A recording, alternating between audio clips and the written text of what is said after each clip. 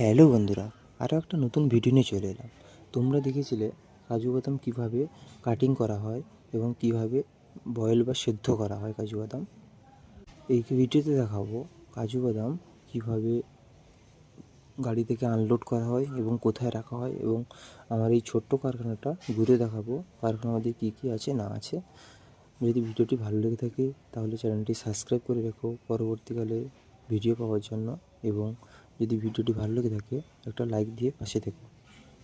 চলো দেরি না করে শুরু করা যাক। কাজু বাদাম বস্তাগুলো গাড়ি থেকে আনলোড করে নিচ্ছি।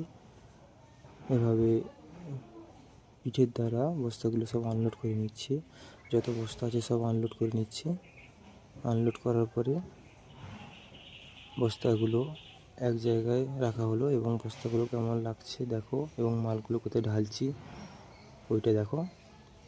বস্তাগুলো সব আস্তে আস্তে আনলোড করে নিচ্ছি। সব আনলোড করা কমপ্লিট। আজকে এই কটা বস্তা বয়েল করেছি এবং কিছু মাল ঢেলে দিয়েছি যাতে মালটা ঠান্ডা হয়। বয়েল করার পর যেন মালের কাজু বাদামের কালারটা আলাদা রকম হয়ে যায়, এরকম কালার হয়ে যায়। এবং মেশিনের দ্বারা কাটা হয় তোমাদের দেখিয়েছিলাম। এবং কাজু বাদামের যে ক্যারেটগুলো দেখতে পাচ্ছ, এই ক্যারেটগুলো কী হয়, এই ক্যারেটগুলো কাজু বাদাম শাঁস বের করার পরে শাঁস থাকে এবং কাজুর জিনিসপত্র এইখানেই থাকে। কাজু বাদাম তো বিভিন্ন রকম হয়, মানে বিভিন্ন বলতে বড়ো দানা, ছোটো দানা এবং ফালি 1/4 বিভিন্ন রকম হয়, এবং বিভিন্নর জন্য অনেকগুলো ক্যারেট দরকার হয়। এই যে মেশিন দেখতে পাচ্ছ, এটা হচ্ছে হিট মেশিন একটা। এখানে কাজু বাদামের যে খালি বস্তাগুলো হয়ে যায় এখানে রাখা হয়, এবং মেশিনে মাল পড়েছে কাজু বাদামের যে লাল খোসা সমেত শাঁসটা থাকে ওটা পড়েছে এখানে। এটা হচ্ছে একটা হিট মেশিন,